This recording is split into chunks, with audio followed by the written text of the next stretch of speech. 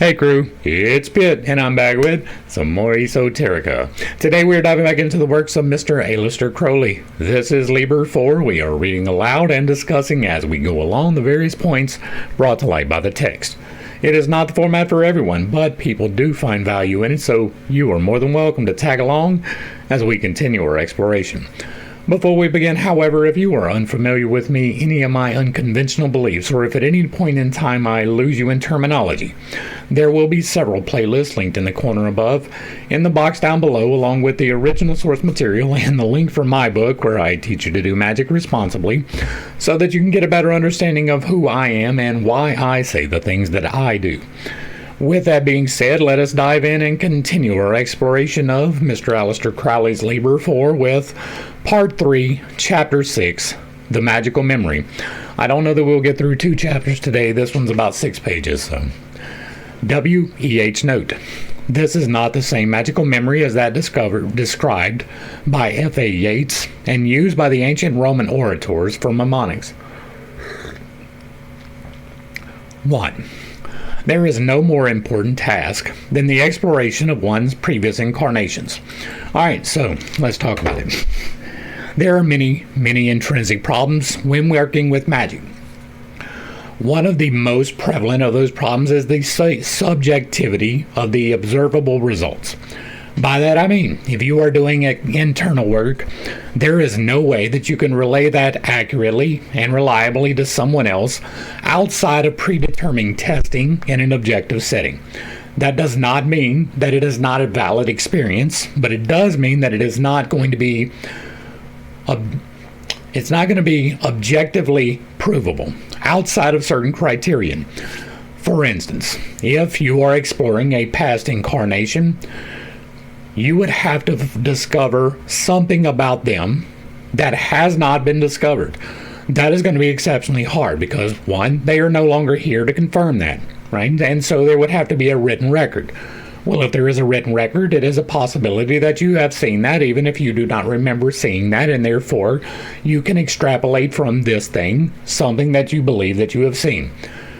I do believe that it is possible for you to be able to see things. I do believe that there was a different incarnation for the soul, not the body, and that you may even have access to it.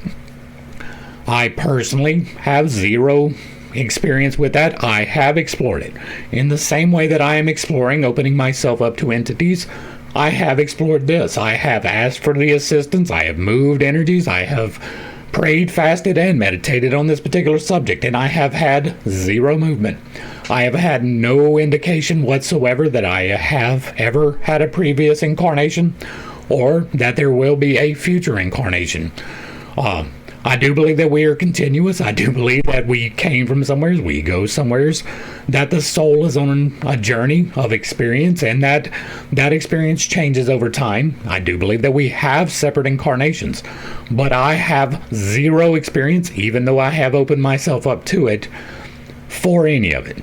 Now, that is not to invalidate other people, but also, this is another way to grab attention. This is a really good way to say, you know what, back in my day, I was a king. I was an emperor. I was a conqueror. I did all of these wonderful things. But you know what you very rarely ever hear? I was a cobbler. I was a farmer, right? You very rarely hear about any mundane occupation whatsoever. Does that mean that life experience was invalid, unworthy? Is that what that means? Is that why you can't remember it? No, it is more likely that you are extrapolating something that you desired to be. I used to be Alexander the Great is much more desirable than saying I used to be Adolf Hitler, for example. And so, there is definitely a comparison between those two, right? Definitely. Even on the not good side, but we look at one in a light that is wonderful and we look at the one in the light that is terrible, and nobody is entirely wonderful or terrible. These are the problems intrinsic to remembering your previous incarnations, to exploring your previous incarnations. And once again, I do not believe that it is impossible, but many of the accounts that I have seen, right, I do not claim to have seen all of them, but a large number, the majority even, almost the overwhelming majority even, is completely that, right? Seeking the attention of, I did this thing. I fully expect that from Mr. Crowley. Like, fully expect that from Mr. Crowley. There are, however, other experiences. There have been children that were born and they were able to do what I talked about, to discover something about this person's life that was previously undiscovered. There have been murders, for instance, and child reincarnated is able to lead to the body or to identify who the person was that did the assault, and he has no previous recollection of any of that, in a completely different area of the country or in a different country altogether. These are things that have happened. They are verifiable, right? Now, that is verifiable within limits, right? They did discover the body that the child described, right? They did find out that the guy was responsible for the murder. These are things that have happened, but again, those are still kind of subjective because there can be some other access prior to, other than a previous incarnation. You could just be accessing the Akashic records. Those I fully believe do exist. I have seen them, right? Personally, have experience, and I cannot fabricate that myself. As a matter of fact, I have been seeing those this week for the first time in months. That is something that is coming to me again. I am endeavoring to find out more, but that is part of this. That is part of doing these things, right? And what came to me out of all of it was the record. And so to me, it is entirely possible that the understanding that you were previously incarnated in any particular way may simply be that you access the Akashic records of that person's experience. That is recorded. That is part of the process. That is one of the things, when I did the video about Robert Edward Grant, that is one of the things that we correlate on heavily all the way through the way that we talk about things, that this thing is done in this way, and it is fairly consistent. All of that is to point out, before we even really dive into this, that this is going to be entirely subjective. Anything that you're extracting from history in a subjective way, such as going inside of yourself, that is subjective, even though to you it will seem objective. Any of that should be taken with a grain of salt. There are many explanations for anything that you can see, from merely desiring to see such, to wanting to extrapolate upon things that you already know, to seeing things that are not your soul but someone else's and has merely been recorded. It is even possible that everyone shares the exact same soul, right? There is the one electron theory, by which everything in existence is actually just one electron acting all through. Now, that is a very tiny possibility for me, right? But everything is electricity. Everything is the Holy Spirit, and so it is entirely, well, I don't want to say entirely within the realm of possibility. It is, but that is one of those far-in percentages, right? It is exceedingly less likely that there is one electron than that there is multiple experiences. All right, now we can get back to the text. I wanted to do the clarification before. If that stepped on your toe, you will probably not enjoy the rest of this. All right. It has been objected to reincarnation, that the population of this planet has been increasing rapidly. That is irrelevant to anything. Where did the new souls come from? Who's to say that they are new? Who's to say that they were not held? There is a progression, right? There is a possibility. Hear me out. There is the possibility that in the beginning there were billions of people on the planet and they died, and then some of those did not reincarnate immediately. That there was a process by which more and more souls reincarnate. Now, I don't know if that's true. I am speculating, but it is a possibility. It doesn't have to be new souls, but it can be. Who is to stop the creator of the entirety of everything from creating a new soul, to have new experiences? He created yours. He created mine. He created my dog. He created the trees. He created the grass. Who's to say that he cannot create? That is ridiculous to me. That is beyond wild. That is out of the realm of speculation. You're going to say God is limited from creating new souls? Why do you have this question? What is the point of that? It is not necessary to invent theories about other planets. I agree, although, once again, I do not put it outside of the realm of possibility. If you look at the expanse of space, if you look, not even observe, but just look, how likely is it that God wasted all of that space? If you look here on this planet, there is no wasted space. Right, even the dead areas, right, that are not supporting life, the various salt flats, for instance, right, there's not a whole lot grows in a salt flat. It still serves a purpose, and all of those things are there for a reason, and none of that is wasted space. There is not a single wasted molecule in our entire ecosystem. So how can you assume that there would be in the entirety expanse, everything in infinity, except for this one little tiny rock floating around that doesn't have life? Now, what that life defines as, how it is cognated, I don't know. It might be silicon-based. It might be another element. I say silicon because carbon and silicon are the two most likely organic-based substances from which you can create life. And so it is entirely possible that on another planet in another galaxy, there is an entire population that mirrors us, but instead of carbon, it is silicon, right? That is a possibility. It is not necessarily true. It is a definite hypothesis, definitely speculation, but you don't have to have another planet, but it is kind of foolish to think that God would waste the space. Now, once again, even barren areas do serve a purpose. I don't believe that it is wasted space, even if it is desolate. Right? The moon, we're fairly positive, and fairly positive has no life. It is possible, right? There is possibilities. You can't prove a negative. You can't prove there is none, especially with the small amount of exploration that we have done. And yes, we have done exploration on the moon. It is verifiable. You can do the experiments yourself. All of this to say that it doesn't need to have a theory, but there is no reason not to believe that there would be life on another planet. I mean, the only reason to believe that there wouldn't be is because of religious systems. Almost entirely, right? I don't like using entirely, but it is pretty close to entirely. My God created us as special. We are a reflection of Him, and therefore there can't be anything else out there. That is an awfully prideful way of looking at it, but that is the most common way of looking at it. Back to the text. It is enough to say that the Earth is passing through a period when human units are being built up from the elements with increased frequency. The evidence for this theory springs to the eye. In what other age was there such puerility, such lack of race experience, such reliance upon incoherent formulas? What are you even talking about? What is the puerile? I used to know what this word meant. Let's look it up. Puerile. Oh, look, they divide it with itself. Childishness. Okay, yeah, that's what I was thinking. Flat, insipid, or silly. Childish or puerile. And so, childishness? What other age was there such childishness? Are you kidding me? Have you not read history at all? No, never mind. Never mind, you didn't.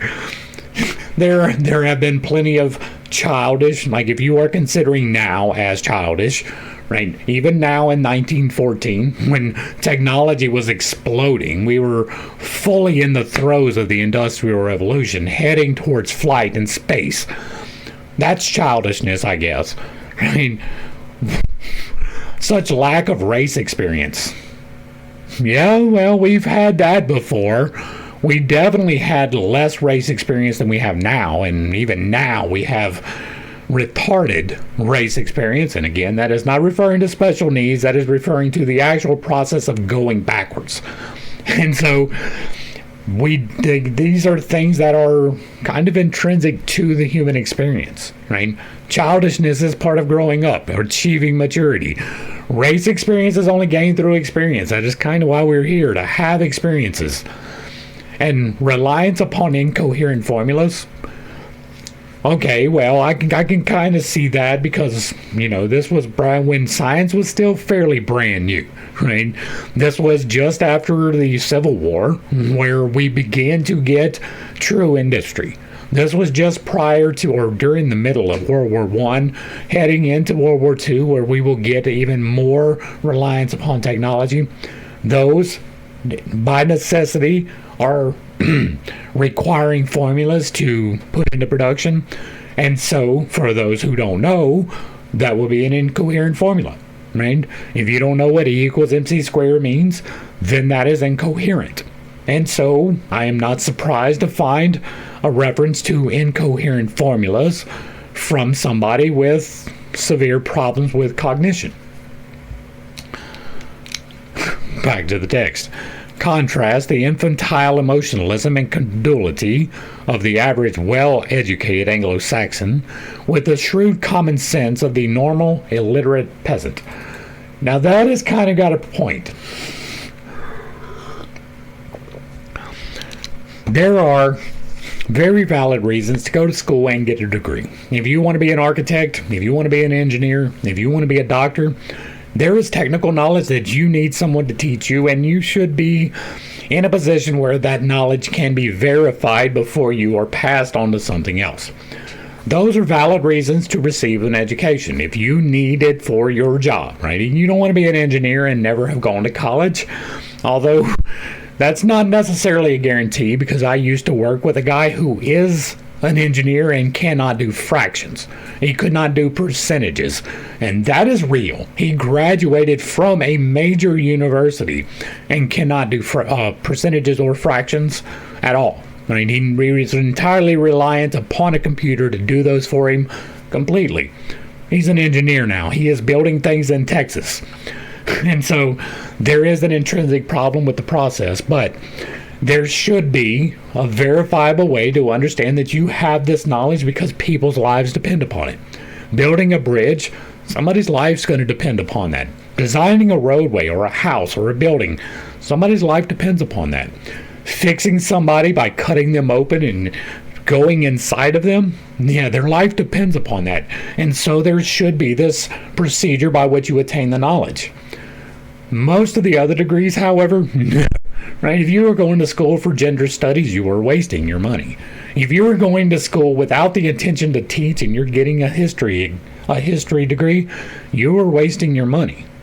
Right? If you were going for anything other than a technical degree, you're wasting your money. You have been lied to. And that goes into this. Colleges and universities these days, they're indoctrination centers. That is the number one priority that they have. And number two, they are money-making operations. Right? They milk the government for as much as they can, and then they milk the private citizen for as much as they can as well. That is what they do, and because that is what they do, they have offered up all of these degrees for all of these things that have no real significance in anyone's life, right? If you are studying racial relations, for instance, that is dumb. You are almost certainly focused upon the negative side of that because you are being indoctrinated. If you are studying gender studies, exact same thing. Right? All of these things are designed to keep us separated, to keep us apart, and to keep you pissed off. And if you were paying money to go to school to learn to be pissed off, you could definitely save your money. It is easy enough to get pissed off without that. Most of the people, and I do mean most, who are graduating school today, and by school I mean higher education, not high school, most of those people are completely unable to function in real life. They don't have this common sense, right? The normal illiterate peasant. We don't have as much illiteracy. We do not refer to people as peasants these days, but the overarching message is the same. Many people go to school to be educated, and the things that they are educated in have no real bearing in real life. That is what he is saying.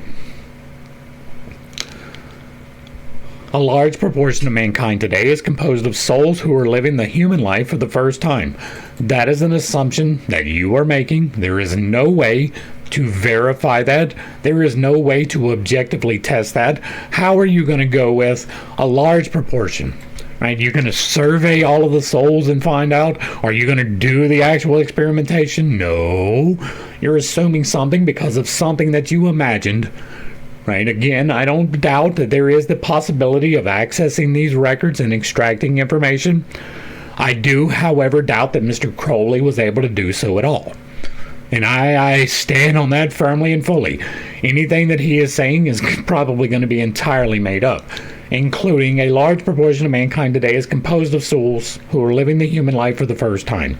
We opened with a different possibility, and I do not claim it to be a fact, but if there is a different possibility, there's probably another different possibility, and any one of those can be true, and we will never be able to verify it. You do not know how long my soul has been here. And if you don't know how long my soul has been here, you don't know how long my wife's soul has been here, how long my son's soul has been here, my daughter's soul. You see where I'm going with this? If you don't know, don't put it out like you do. This is something playing into that esoteric air that is so prevalent, right?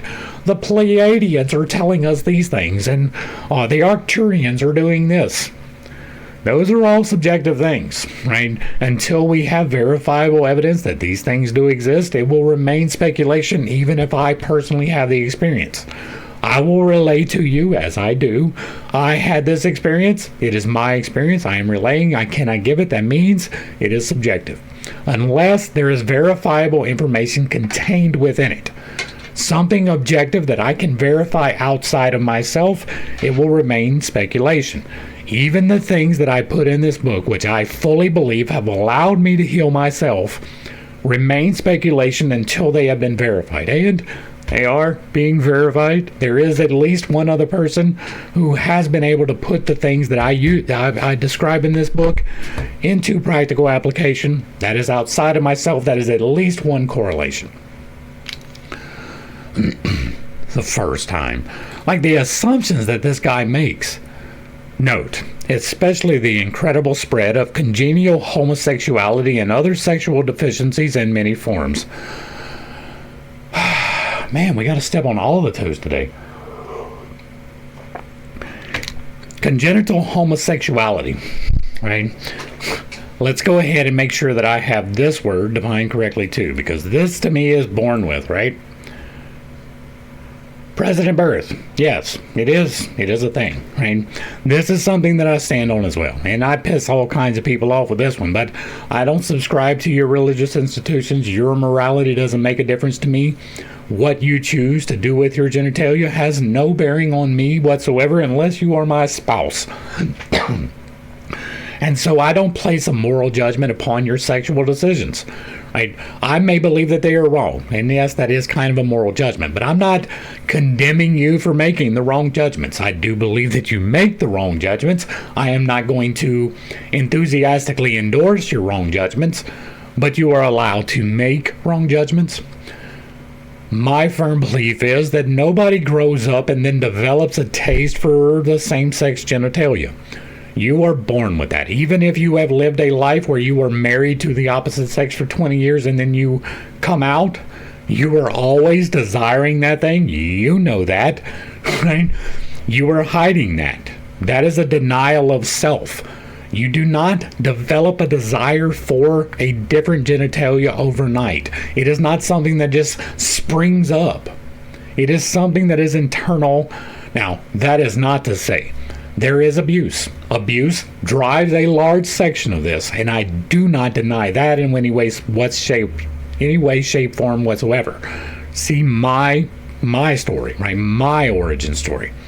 Those abuses do happen. They do have reverberations. Those reverberations can lead to non-congenital homosexuality. But I do believe that many, even most, are born that way. And the way that I see it is like this. God has a design for each and every one of us, right? Our DNA serves a specific purpose. And sometimes when we are here, our purpose ends with us. Sometimes it continues on. In the case that there would be a aberration that comes from, right? Somebody's genetic code might be to the point where they could never have a viable child. And again, that is not to get into the childbearing thing, right? Or they will always be deformed, or will always have this problem, right? One of the ways that spirit can rectify that is by giving you a desire to have a sexual relationship that will never be able to conceive a child. That is a possibility. That is even well within the realm of possibility. So there are many things like that. You don't know what someone's true desire is. It is entirely possible that it is reprobate. It is entirely possible that the motivation is incorrect. But it is equally possible that it is not. That it is indeed God's true will that they have this relationship. I know people who have had fulfilling relationships, not deviant, right? Not desiring and seeking all of the other things that are attached to it. I know people who have had same-sex committed relationships until death, with no deceit, no variation, none of the bad stuff, right? It was a true living of their true life. They lived in happiness because of it, all the way up until their death. I cannot believe that that situation, and even if it is this one particular instance, right, I cannot believe that that situation is against the will of God. These are two people joining in love, in commitment, experiencing life together, fully committed, right? How can you judge that that is wrong? Because you read a book somewheres that was made up anyway? All right, did that step on your toes? If so, I don't apologize. These are the people who have not understood, accepted, and used even the formula of Osiris. Kin to them are the once-born of William James, who are incapable of philosophy, magic, or even religion, but seek instinctively a refuge from the horror of contemplating nature, which they do not comprehend, in soothing syrup affirmations such as those of Christian Science, spiritualism, and all the sham occult creeds, as well as the emasculated forms of so-called Christianity. All right, hold on. Incapable of philosophy, magic, or even religion. Well, I am glad that I did not try to do an exploration of William Jones. You will never be able to convince me that any fully functioning human is incapable of reflection or philosophy, which is reflection in action. Right? You will not be able to convince me of that. That doesn't mean that they are necessarily philosophically bent, where they spend their days like I do, right, seeking the philosophy, but you cannot tell me that they can't, right? Incapable of magic? Fuck off. This is from someone who had no concept of how to do it.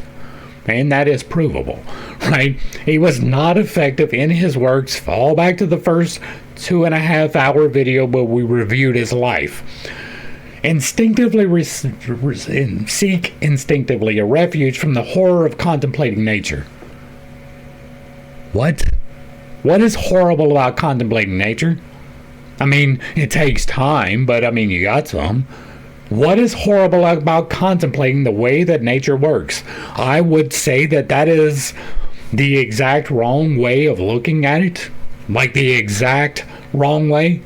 Entirely the wrong way of looking at it. The horror of contemplating nature. What? Which they did not comprehend. And this is racist. That is what this is. This is a racist statement, right? We already have this without the, like, I didn't mention it because it could have been just a slip, right? This race experience right here, this is racist. This is him making a decision about another race because they have not had the exposure to knowledge. That does not mean that they are incapable of absorbing the knowledge or using the knowledge. Miss Blavatsky. What this is this person has never had the concept. If you go to several tribes right now in Africa, they have not had the contact with us. They don't know what a phone is. They don't know what a computer is, or even electricity. They see the planes flying overhead. It might be a god. Right? These things are out there, but just because they have never had the experience with electricity does not mean that they could not learn what it is. It does not mean that they don't have the capacity to understand things. That is a racist assumption. You are less than me because you're not on my knowledge level. That's stupid. Right? And then, right, soothing syrup affirmations such as those of Christian Science, spiritualism, and the sham occult creeds, and the emasculated forms of Christianity, this is all talking about him, right?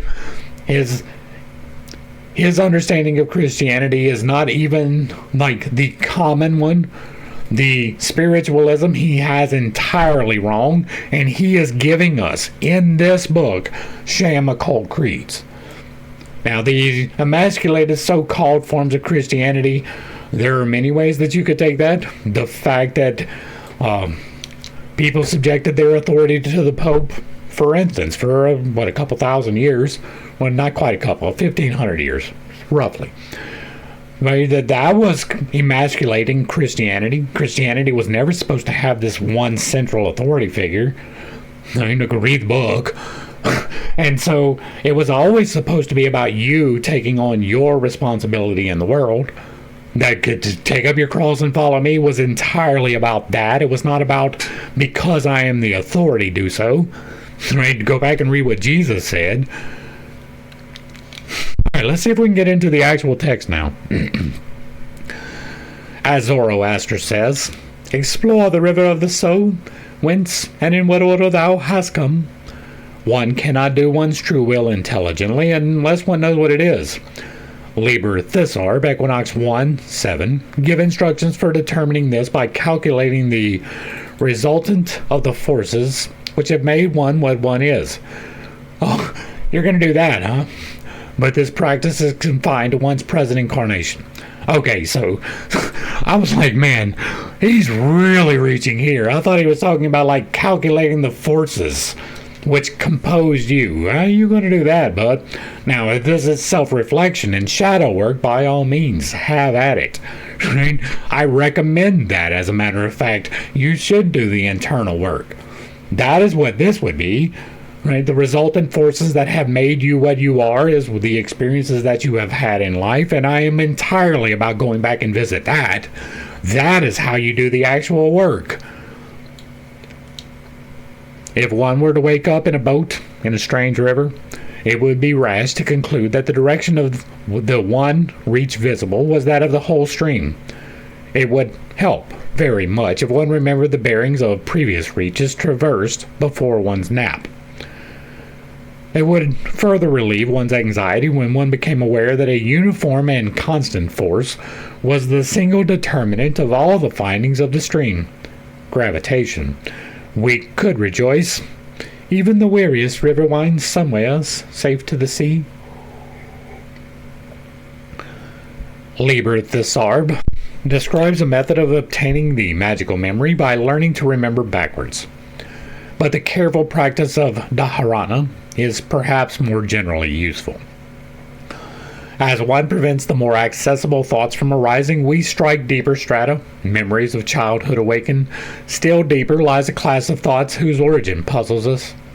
Some of these apparently belong to the former incarnations. By cultivating these departments of one's mind, we can develop them. We become expert. We form an organized coherence of these originally disconnected elements.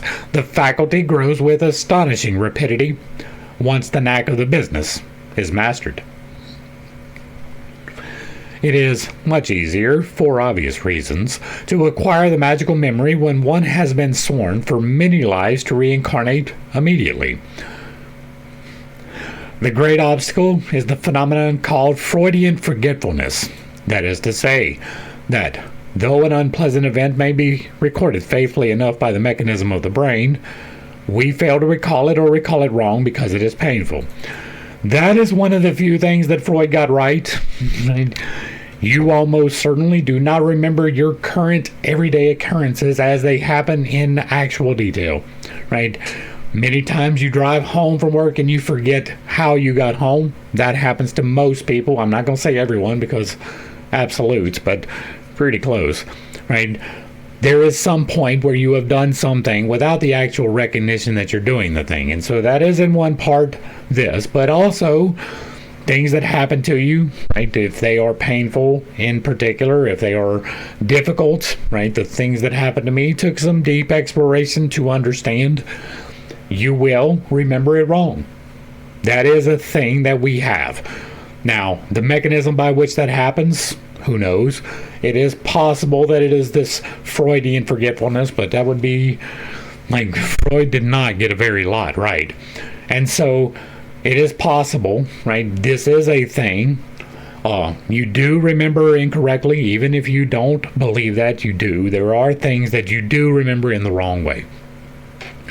That is part of the function of the cognitive stack, referred to the MBTI stuff. Especially if you are like me with an SI demon, which is all the way at the bottom, means it's really hard to keep track of organization. Right? Look around me.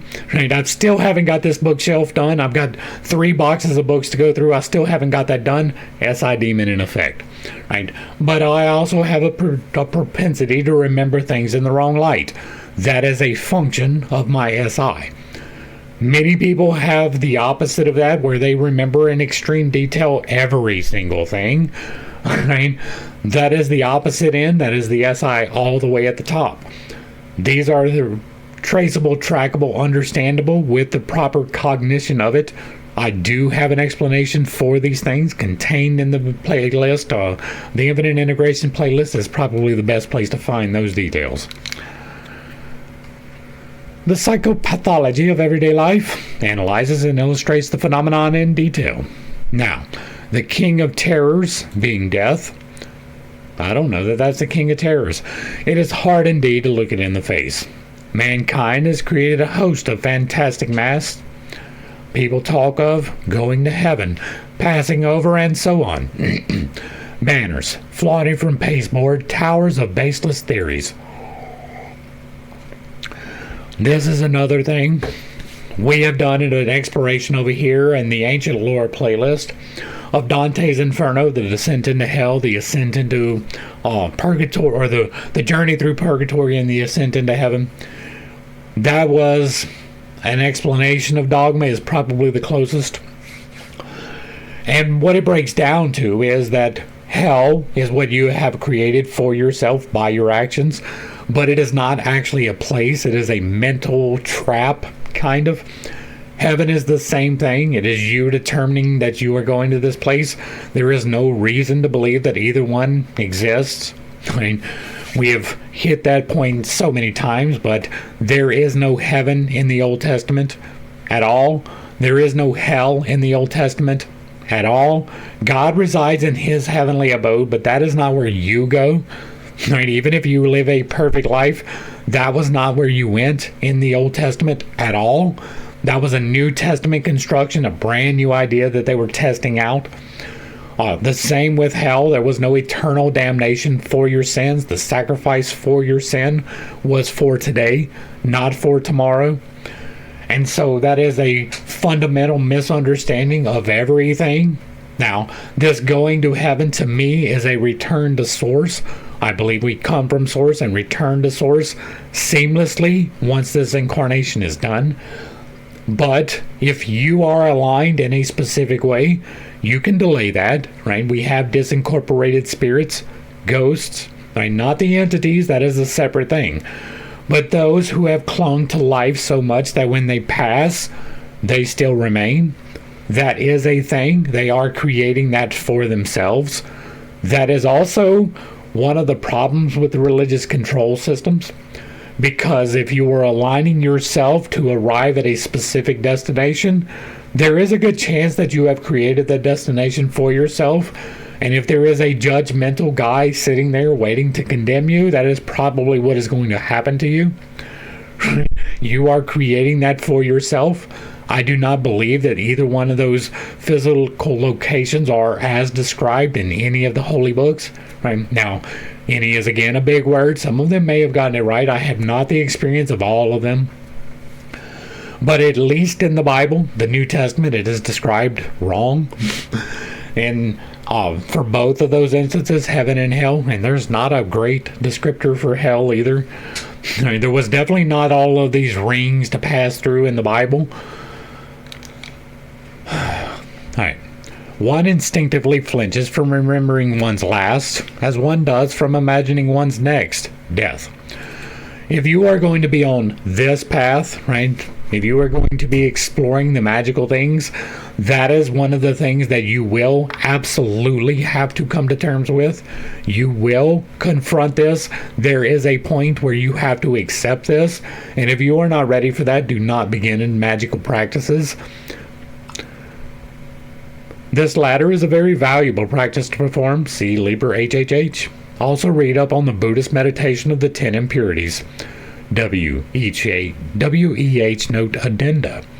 Right, but it scares the dickens out of you. When I succeeded in the practice in my teens, I panicked out of using the related abilities for several years. This was without the benefit of initiation. Right, now this is actually one of the better references for me, right? That is entirely subjective. Because of the way he did it, right? This was probably a true experience because it scared him to see these things. Now, that doesn't mean that it is intrinsically true. Several people get freaked out by their mind all of the time. There are people that believe we are headed in the wrong direction economically in this country, for instance. That is tricking yourself into believing something that is simply not true. Right? There are many of those things. I'm not going to get too much more specific because that steps on a whole different set of toes. But this would lend me to lending credence, not believing, but at least accepting the possibility because of the way that he phrased it, right? When I succeeded in the practice in my teens, I panicked. That is a very valid response to what happens, and so I believe that. Right? Believe is a big word, but I do lend it credence. This point of view of the initiate helps one immensely. As soon as one has passed this pons ascenorium, the practice becomes much easier. It is much less trouble to reach the life before the last.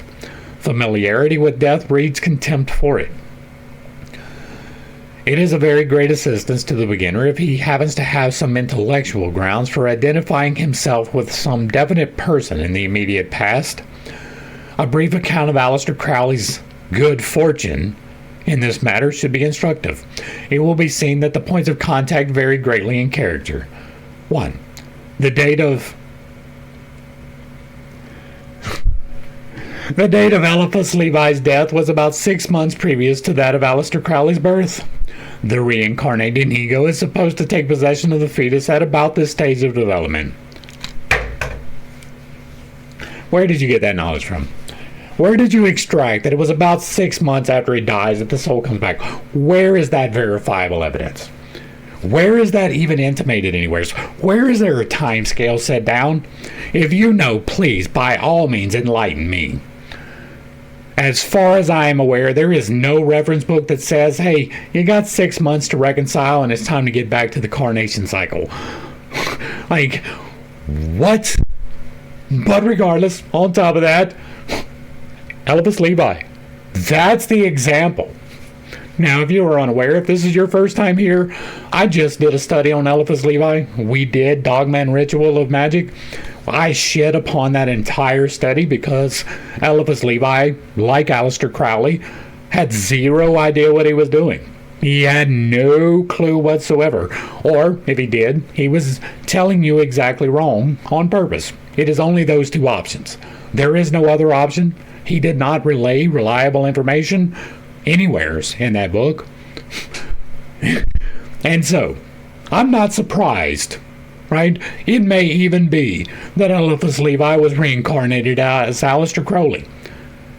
Because the results are the same. Neither one of them had any good shit happen in their life, right?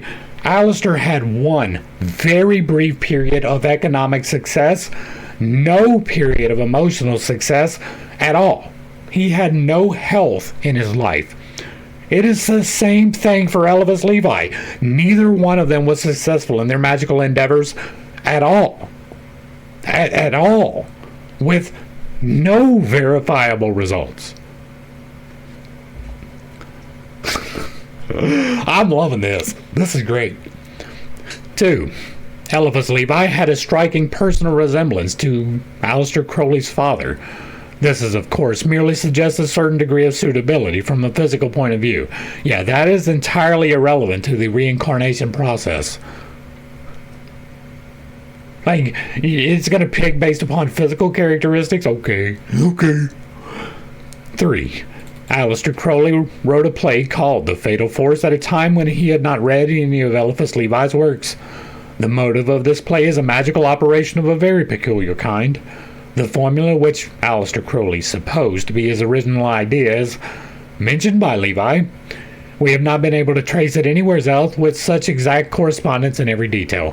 I would be quite interested to know what this is, because we did Ceremony and Dogma, and there was nothing in there that was good, right? There was no magical work that actually would bring fruit in the entire book. And entire is a big word, I know, I shouldn't use that. There was a couple of nuggets of knowledge that we could extract, much like this, right? Most of it is complete bullshit. Some very small parts have been taken from other people, and those are good. 4.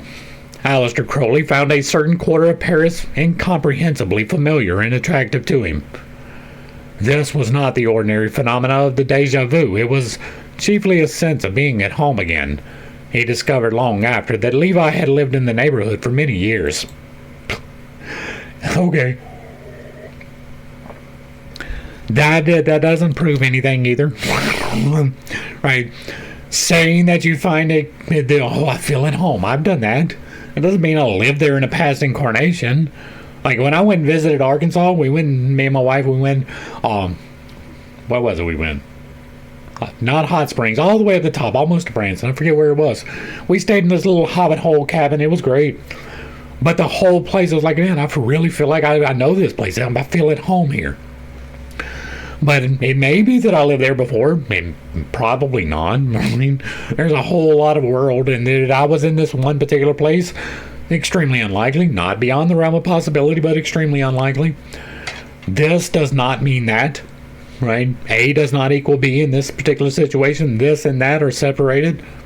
Not necessarily intrinsically the same thing. 5. There are many curious similarities between the events of Eliphas Levi and that of Aleister Crowley. That is absolutely true, right? Go back to both of the groundwork videos. The very first video in this playlist, the Liber 4 playlist, is us doing Crowley's life. The very first video in the Dogman Ritual video was us doing Eliphas Levi's life. I like to lay the groundwork on the person we are talking about. And you can absolutely find many curious similarities between the two. I believe that is because they were intrinsically aligned in the wrong way. Right? That is verifiable for both of them. The intention of the parents that their son should have a religious career, that explains a lot about them, it does. The inability to make use of very remarkable talents in any regular way. Very remarkable is a big word. The inexplicable ostracism which afflicted him. It is not inexplicable. Go back, like, if you were unaware, if you did not do it, go back to the 2.5 hours. It was 2.5 hours of me reading about his life from the wiki. Now, that is not saying that it's some deep, inclusive, overarching understanding of his life, but everything that was contained in the wiki was negative. Everything. And it is entirely understandable why he was ostracized from the things he said about himself. Not even, like, this guy was accused of fraud in 5 separate cases, right? He alienated himself from the Golden Dawn. He alienated himself from the Rosy Cross. He alienated himself from the OTO, right? He stole his content from people. Who was it? Yates. W.B. Yates had a problem with him. Right? And it turns out that's because he stole information from him. He had that problem his entire life. That's why he was ostracized from them people. That is why he was kicked out of those clubs. And then he did blood magic. He did sex magic. He coerced people into sexual acts at a minimum. He did a lot of really terrible things. It is entirely understandable why he was ostracized for his entire life. And whose authors seem somehow to be ashamed of themselves. The events relative to marriage, all these offer surprisingly close parallels. Not really. Now, okay, there are parallels in that they were both fully not able to commit to their person, right? Aleister was married to someone for most of his life, but he did not remain faithful to them in any way, shape, or form whatsoever. Levi, however, had many different wives. He had several different permanent associations, and none of those stuck. And so you can definitely draw some parallels. Footnote. Levi, on her deliberately abandoning him, withdrew his protection from his wife. She lost her beauty and intelligence and became the prey of an aged and hideous pithecoid. Aleister Crowley's wife insisted upon doing her own will, as she defined it. This compelled him to stand aside. What happened to Mademoiselle Constante happened to her, although in a more violent and disastrous form. Bear in mind, right? Mr. Crowley married this woman against her entire family's will. I'm not positive that she was underage. I know that Levi did. I know that Levi was a pedophile. I don't remember if Aleister was. I think there was at least one instance where he was with a severely underage, right? That was in the wiki. And so there is a correlation there as well.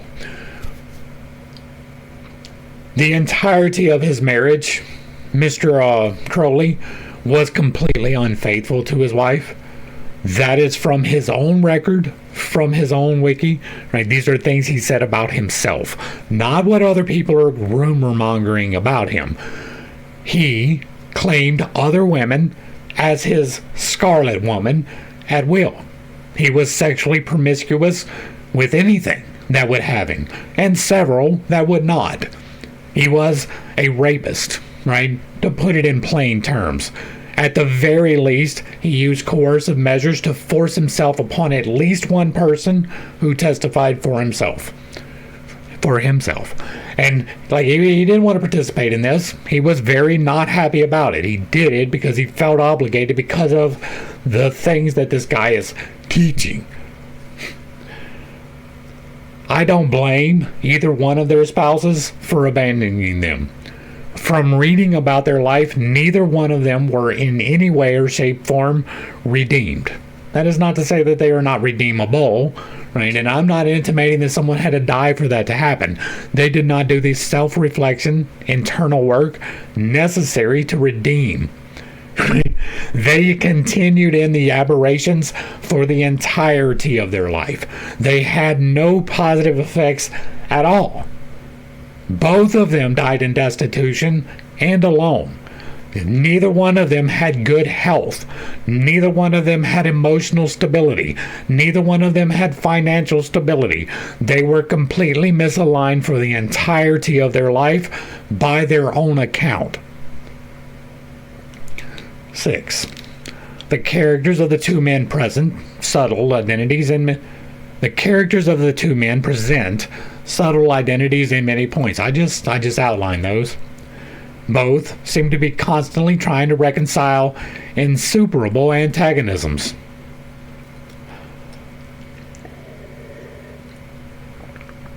An attempt to reconcile means that you are willing to take criticism. There is no reason to believe that either one of them were willing to do that. Both find it hard to destroy the delusion that men's fixed beliefs and customs may be radically altered by few friendly explanations. Both show a curious fondness for out-of-the-way learning. Preferring recondite sources of knowledge, they adopt eccentric appearances.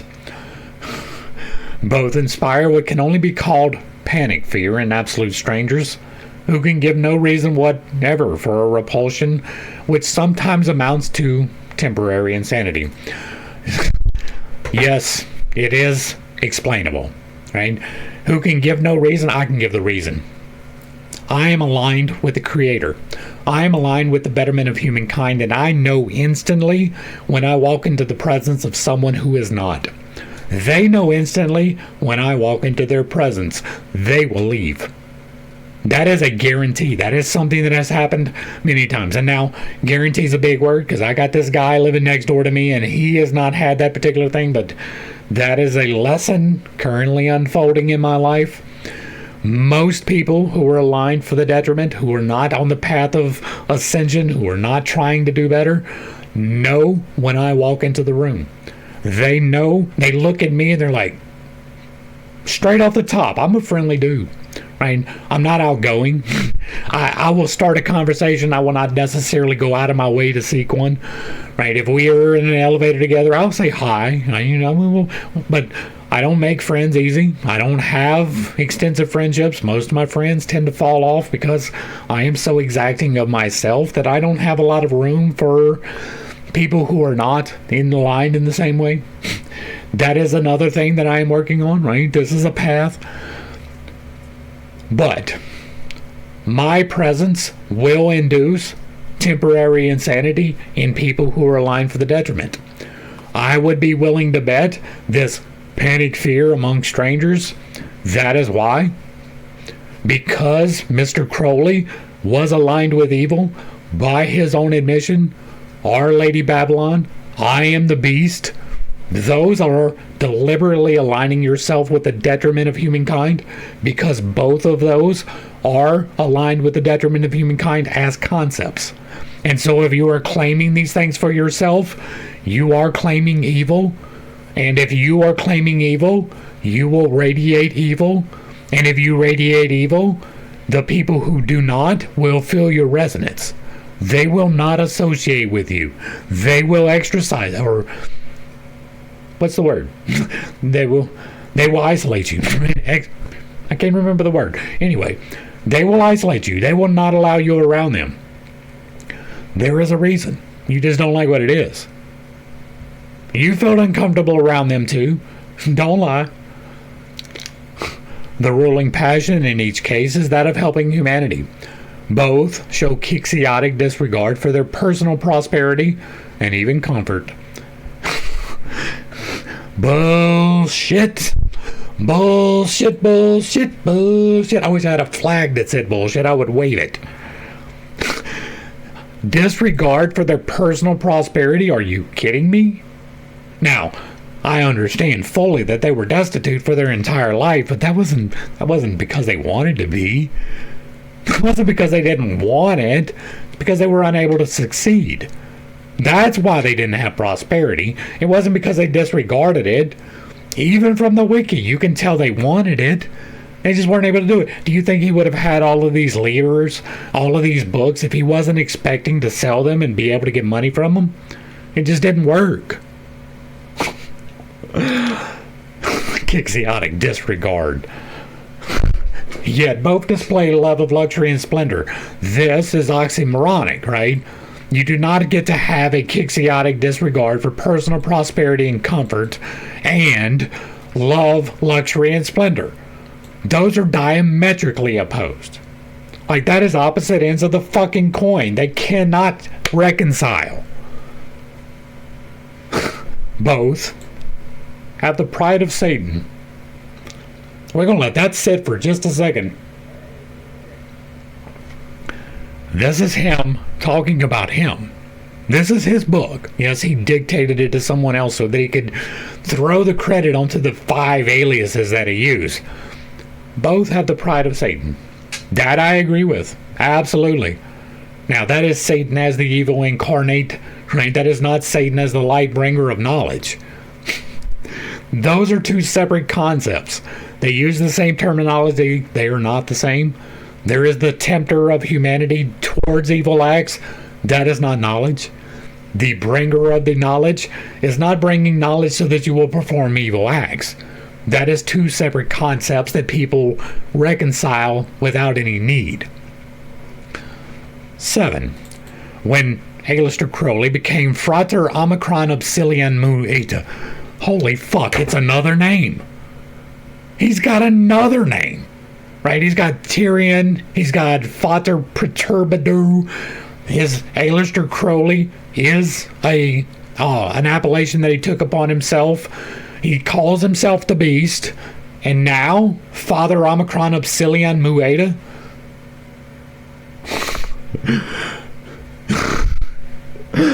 Oh my God. And had to write his thesis for the grade of Adeptus Exemptus. He had already collected his ideas when Levi's Clef de Grands Mysteries fell into his hands. It was remarkable that he, having admired Levi for many years, and even begun to suspect the identity, had not troubled, although an extravagant buyer of books, to get this particular work. He found to his astonishment that almost everything that he had himself intended to say was there written. The result of this was that he abandoned writing his original work and instead translated the masterpiece in question. Yeah, I'm sure that's what happened. Now, that is with the full caveat, right? This is possible. I wrote this book, right? This is my book. It is how I have attained actual healing, physical manifestation of healing in my life. I can do other things external, but the internal work's the most important. The concepts and philosophies that I have laid out in this book, I have found mirrored from someone else. I have another video I just did about Robert Edward Grant. And his work is the exact opposite viewpoint of the exact same thing, right? We are describing the same processes, the same mechanics, the same thing in different ways. I did not know who Robert Edward Grant was. Robert Edward Grant has no idea who I am. And yet, we have come to the same conclusion, described in entirely different ways, right? Mine is metaphysical, mine is spiritual. His is more on the mathematical side of things. But it explains the same thing. There are definite correlations between. And so, this is possible. But what do we know about Mr. Crowley? He is a liar. He is deceptive, and he is a thief. It is more than likely that he was very well aware of Mr. Levi's work and used that as the source. Much more likely than it is that he obtained this information independently. 8. The style of the two men is strikingly similar in numerous subtle and deep-seated ways. The general point of view is almost identical. I absolutely agree with that. The quality of the irony is the same. Both take a perverse pleasure in playing practical jokes on the reader. Holy fuck. Remember how, like, for those of you who have tagged along, do you remember how the Eliphas Levi video, like the series ended? Do you remember what we found out when we ended that series? I'm going to tell you, but I want to know. If you remember, put it in the box. We found out that he went back to the Catholic Church and that almost certainly he was acting as an agent of the church to play practical jokes, right? By intentionally deceiving in the things that he wrote, which is what he did, right? When I said I shit upon magic and ritual, I did, because he did that. He intentionally misled many times in that book, right? Playing practical jokes by recording inaccurate information. That's not a practical joke. That is intentionally aligning yourself with the detriment of humankind. That is why you bore the fruit out. That is why your work has the fruit that it does. It's because of the person that you are, the human that you desire to be, right? Both take a perverse pleasure in playing practical jokes on the reader. We're the reader. Me, right now, I'm the reader. You, in a lesser way, you're the reader, right now. He's playing a practical joke. What's the practical joke? Do you find something funny in this? I don't see a joke. I don't see a prank. I see a lie. I see a deception. I see intentionally leading people down the exact wrong path. That's what I see. And that is exactly the same as Eliphas Levi. Exactly the same. They both did that. Intentionally deceiving. And one point above all, the identity is absolute. There is no third name in literature which can be put in the same class. Wrong. You're wrong. You want to know another one? Agrippa. We did his work too. I had to stop. I had to stop that one. It was so bad that I had to stop. I could not continue. I was so upset with the incorrect information being put out that I had to stop. You want to know something else? Both of these men, Levi and Crowley, use Agrippa as a reference. Agrippa was wrong in almost everything that he wrote down. So there is a third name in literature which can be put in the same class. But we can add more. You want to add more? Let's add Miss Blavatsky. Now, she wasn't exactly the same class. She gave a lot of bad information. Do not get that wrong. But she was at least well-intended. Right? She at least was conveying some true knowledge, even if she didn't fully understand that true knowledge. And I don't believe she had a full understanding, but she was at least on the right path. But she could be put in the same class. She was expanding people's knowledge, right? But you can't give credit to a woman. We already seen that. The point is this. In a single sentence is combined sublimity and enthusiasm with sneering bitterness, skepticism, grossness, and scorn. Those are the fruit of the Spirit. That lets you know that you are on the exact right path, right? If you are sneering and bitter, you are on the right path. If you're using skepticism, you're probably on the right path. Now, that is not to say that you cannot be skeptical, that you cannot be bitterness, that you cannot sneer, right?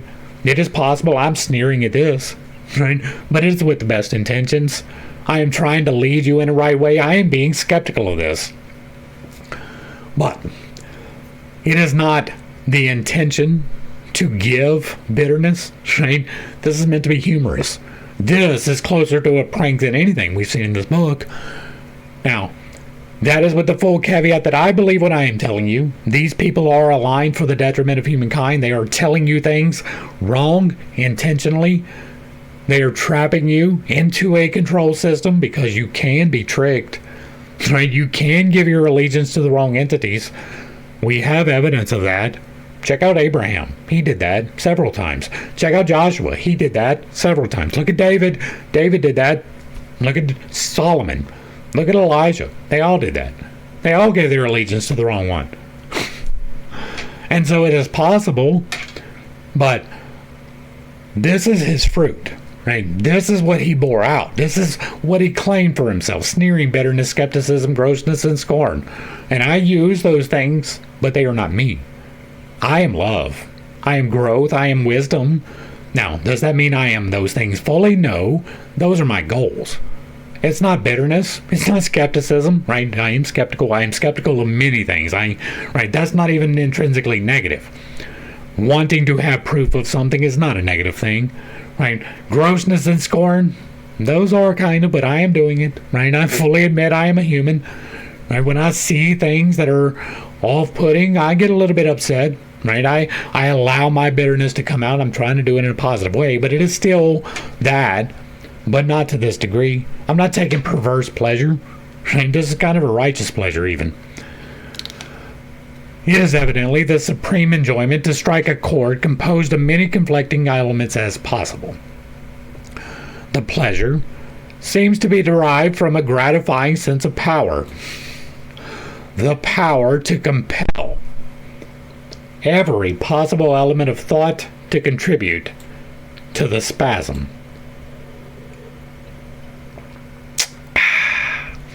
If the theory of reincarnation were generally accepted, the above considerations would make out a strong case.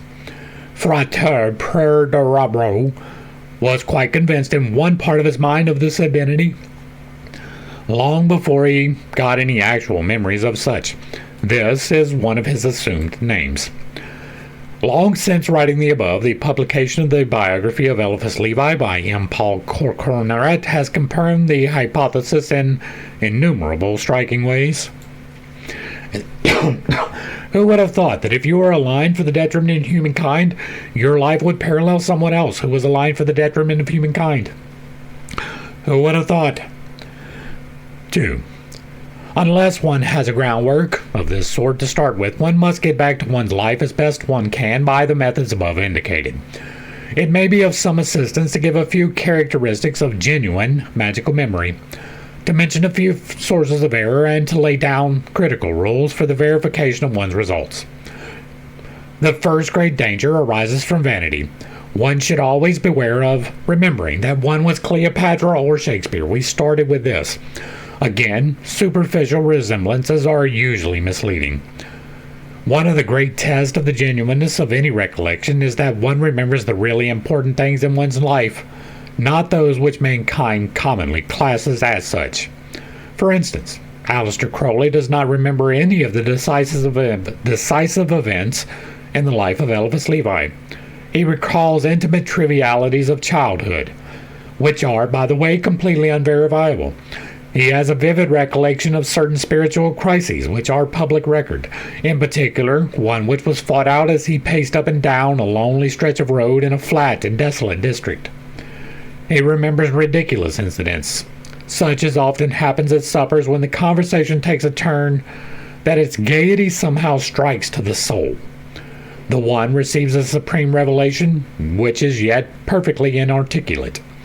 He has forgotten his marriage and its tragic results, although the plagiarism which fate has been shameless enough to perpetrate in this present life would naturally, one might think, reopen the wound. It is perhaps significant that although the name of the woman has been familiar to him since 1898, he has never been able to commit it to memory. What woman? Levi's my wife? There is a sense which assures us intuitively when we are running on a scent, breast high. There is an oddness about the memory which is somehow annoying. It gives a feeling of shame and guiltiness. Those are obviously the fruit of the spirit. There is a tendency to blush. One feels like a schoolboy caught red-handed in the act of writing poetry. There is the same sort of feeling as one has when he finds a faded photograph or a lock of hair 20 years old among the rubbish in some forgotten cabinet. This feeling of is independent of the question whether the thing remembered was in and itself a source of pleasure or of pain. Can it be that we resent the idea of our previous condition of servitude? We want to forget the past, however good reason we may have to be proud of it. It is well known that many men are embarrassed to be in the presence of a monkey. Why? That doesn't make any sense. I don't know anyone that is embarrassed to be in the presence of a monkey. What? Just when I think it can't get any more ridiculous. When the loss of face does not occur, distrust the accuracy of the item which you recall. The only reliable recollections which present themselves with serenity are invariably connected with what men call disasters. Instead of the feeling of being caught in the slips, one has that of being missed at the wicket. One has the sly satisfaction of having done an outrageously foolish thing and got off scot-free.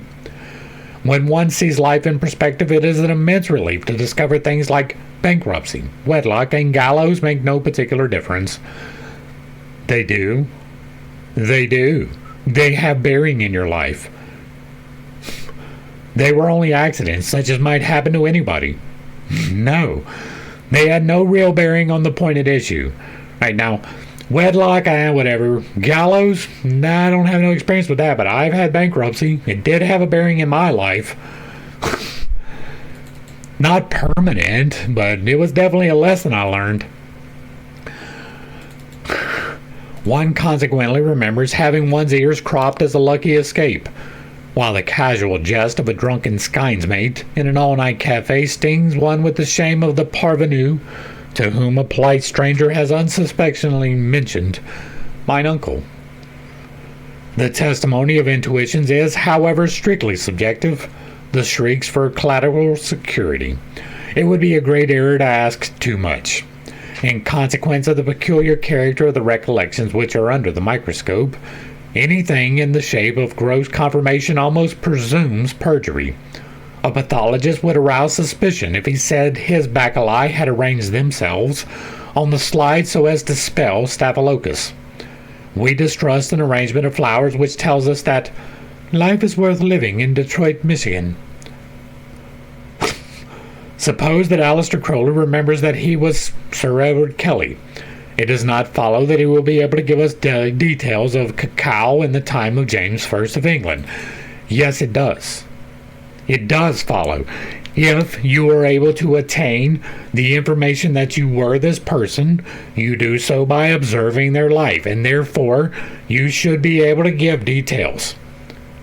That is one of the things that would make it verifiable. Quite literally. What the hell? Material events are the words in an arbitrary language, the symbols of a cipher previously agreed on.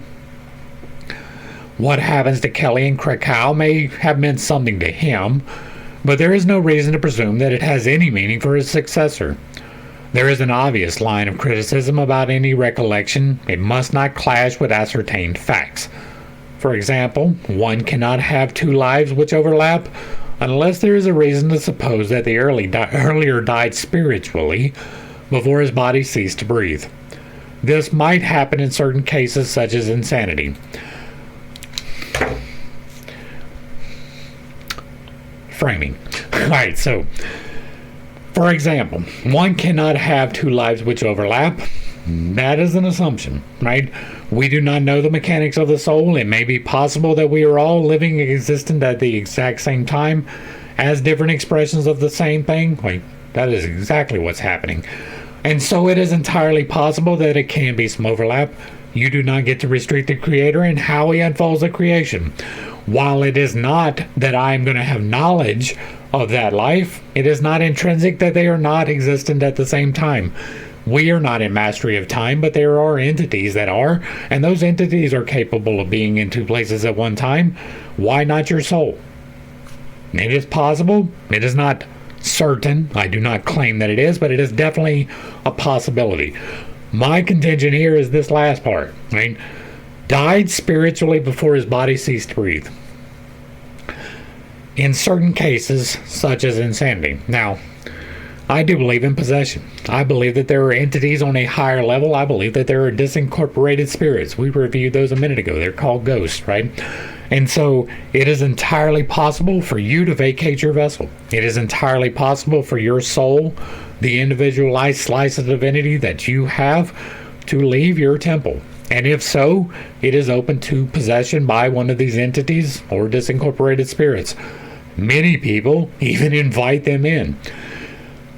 If that happens, it is very likely that you will be considered insane. That is not necessarily a spiritual death, although that is understandable in this particular circumstance.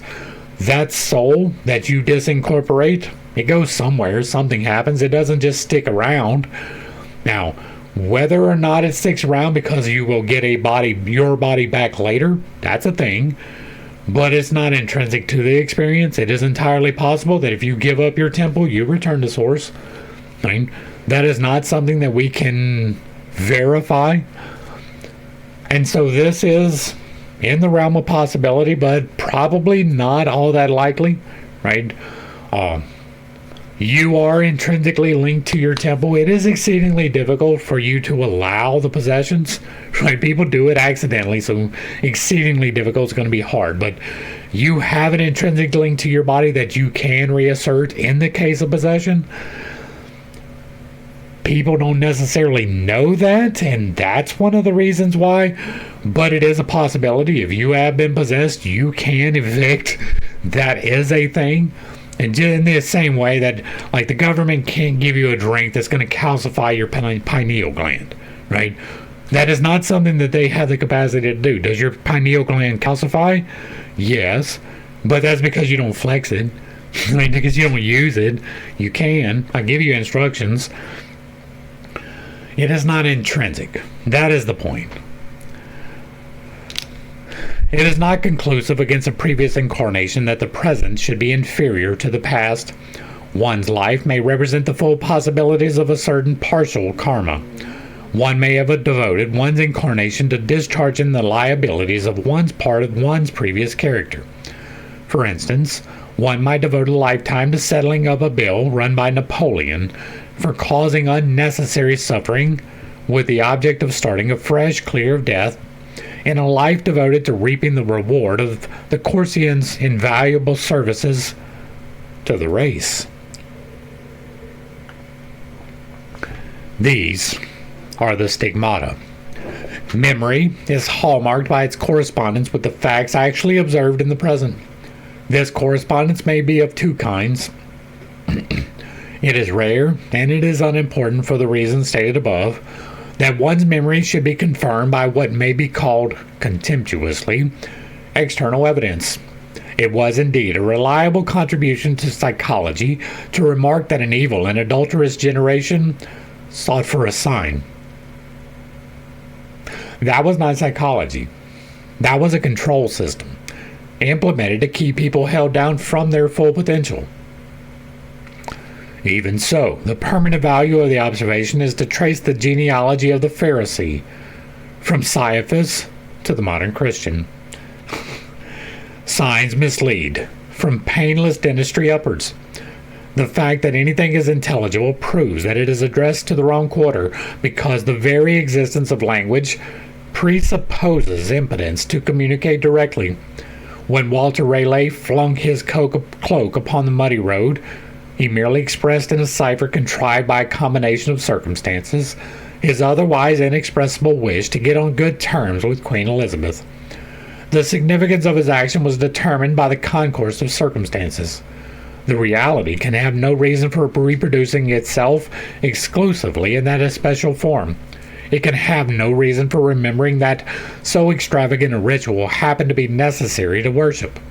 Therefore, however well a man might remember his incarnation as Julius Caesar, there is no necessity for his representing his power to set all upon the hazard of a die by imagining the Rubicon. Any spiritual state can be symbolized by an infinite variety of actions in an infinite variety of circumstances. One should recollect only those events which happen to be immediately linked with one's particular tendencies to imagine one thing rather than another. The exception is when some whimsical circumstance ties a knot in the corner of one's mnemonic handkerchief.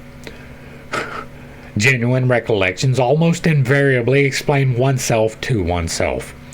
Suppose, for example, that you feel an instinctive aversion to some particular kind of wine. Try as you will, you can find no reason for your idiosyncrasy. Suppose, then, that when you explore some previous incarnation, you remember that you died by a poison administered in a wine of that character. Your aversion is explained by the proverb, "A burnt child dreads the fire." It may be objected that in such a case your libido has created a phantasm of itself in the manner which Freud has explained. Doubtful. The criticism is just, but its value is reduced, if it should happen, that you were not aware of its existence until your magical memory attracted your attention to it.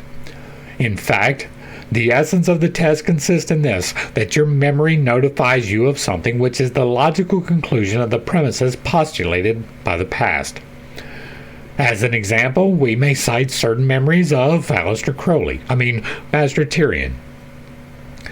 He followed a train of thought which led him to remember his life as a Roman named Marius de Aquila. It would be straining probability to presume a connection between alpha, this hieroglyphically recorded mode of self-analysis, and beta, ordinary introspection conducted on principles intelligible to himself. He remembers directly various people and various events connected with this incarnation, and they are in themselves, to all appearance, actual. There is no particular reason why they, rather than any others, should have entered his sphere. In the act of remembering them, they are absolute. He can find no reason for correlating them with anything in the present. But a subsequent examination of the record shows that the logical result of the work of Marius de Aquila did not occur to that romantic reprobate. In point of fact, he died before anything could happen. Can we suppose that any cause can be balked of effect? The universe is unanimous in rebuttal. If then the exact effects which might be expected to result from these causes are manifested in the career of Master Tyrion, it is assuredly the easiest and most reasonable explanation to assume an identity between the two men. That is victim mentality, and I am not surprised to find it. What is victim mentality? Blaming someone else for the things you should take responsibility for yourself. The government is holding me back. White people are holding me back. Black people are holding me back. Men are holding me back. Women are holding me back. None of that is true. You have free will. You have the ability to go out and do things. None of those are holding you back. You are holding you back. You are refusing to take responsibility for your choices. And so you look for a correlation in the past to explain the negative things happening to you now, instead of trying to figure out now why negative things are happening to you.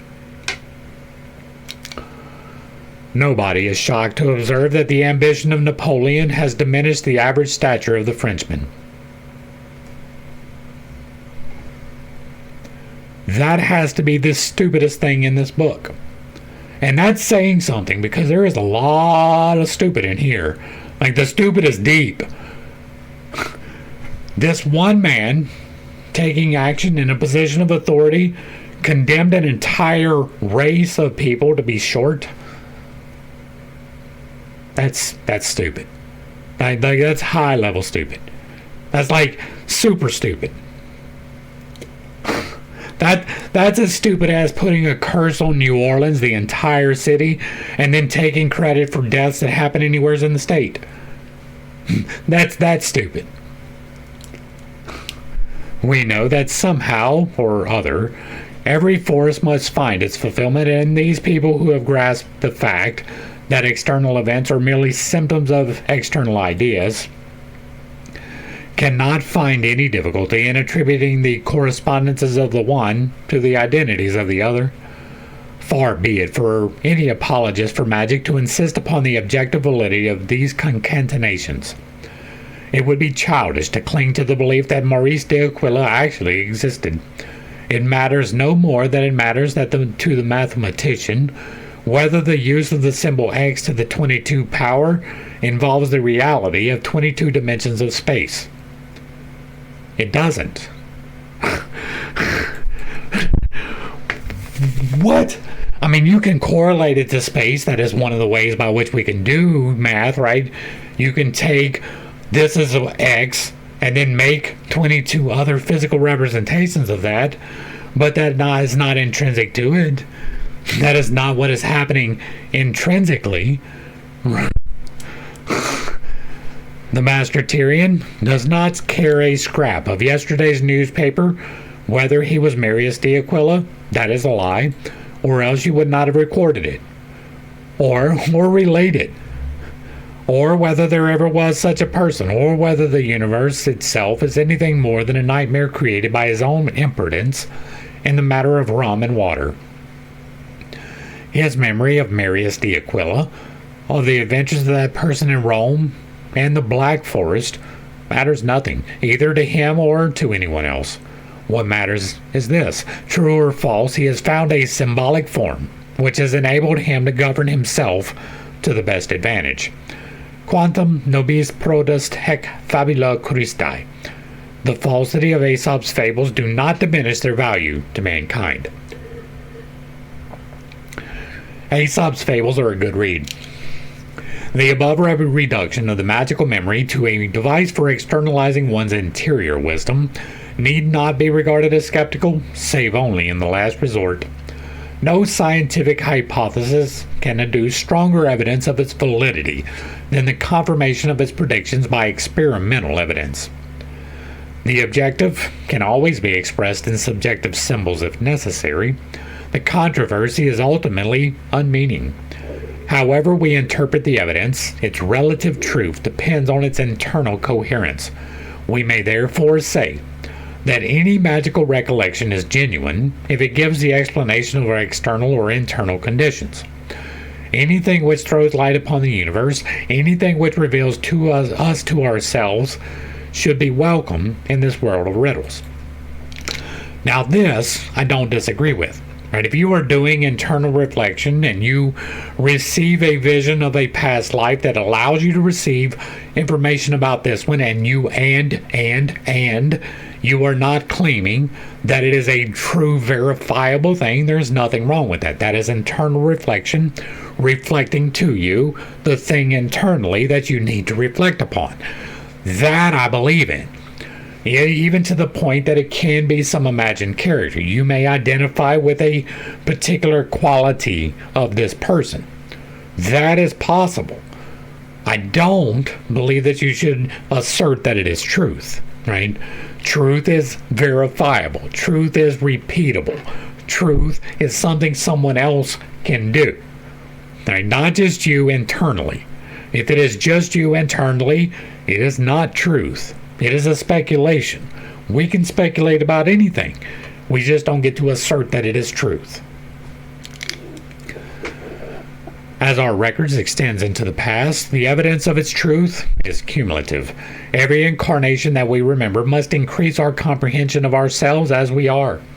Each accession of knowledge must indicate with unmistakable accuracy the solution of some enigma which is propounded by the Sphinx of our unknown birth city, Thebes.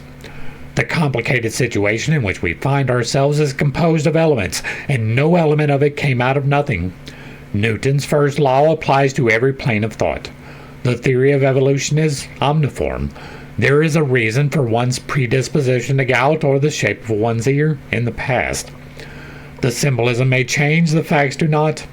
In one form or another, everything that exists is derived from some previous manifestation. That is true. The first law of creation: nothing is created or destroyed, merely transferred in shape. Have it, if you will, that the memories of other incarnations are dreams, but dreams are determined by reality just as much as the events of the day. The truth is to be apprehended by the correct translation of the symbolic language. The last section of the oath of the Master of the Temple is, I swear to interpret every phenomenon as a particular dealing of God with my soul. That is a good way of looking at it.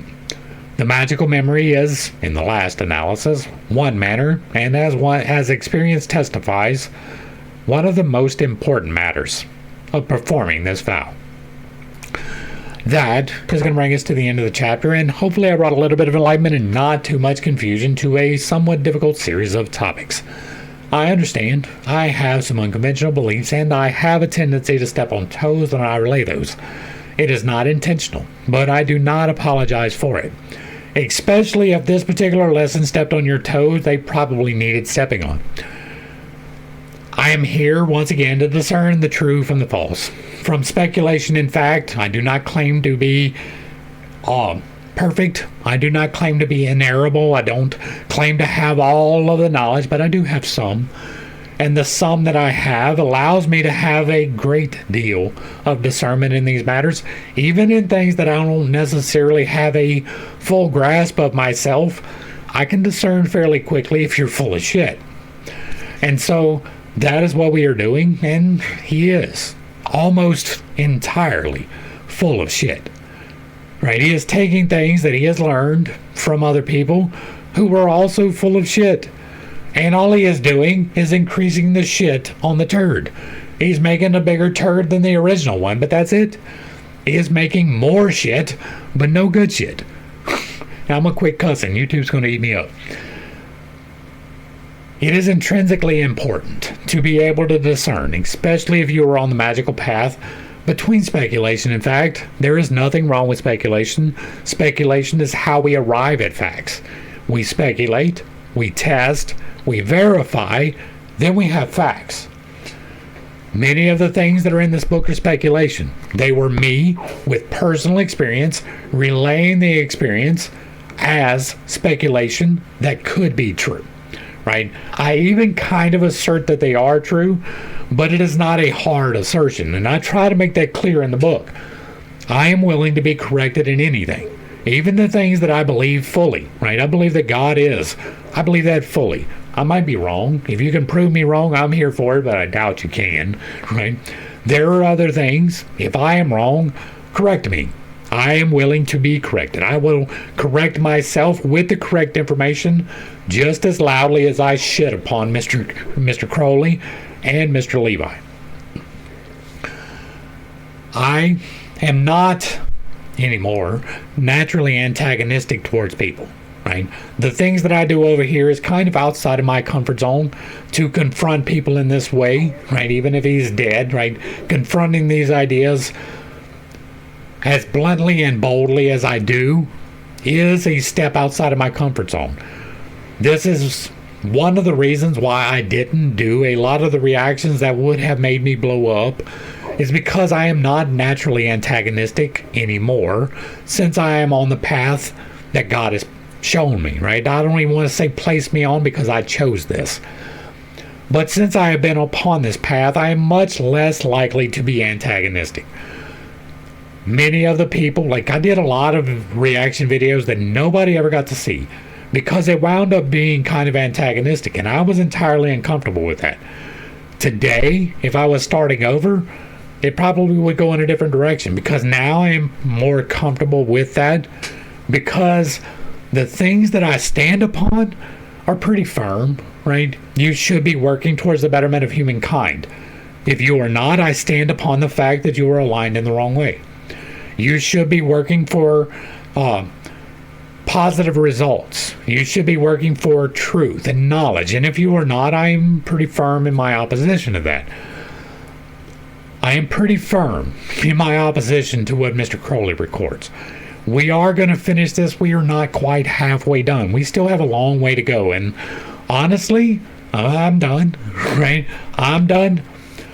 But I'm continuing because it is so important that other people who take him as an authority, if they stumble across this video, maybe they can come to the understanding that he is not. He did not know what he was talking about. He bore no fruit. That is important. If you like what I'm doing over here, let me know down below. Give me a like, a share, a follow, throw me a comment. Whether you agree or disagree with anything that was stated, put it in the box down below. And if it remains respectful, it gets to remain up. If you really like what I'm doing over here, hit me with that super thanks. Consider joining for a membership or picking up a copy of my book where I teach you to do magic responsibly. To the crew, thanks for hanging out. I appreciate every single minute that you are here with me, and I am praying for you every single day. Until next time, I love you. God loves you. You are perfect, whole, and complete just the way that you are. And this has been Pitt State. Peace.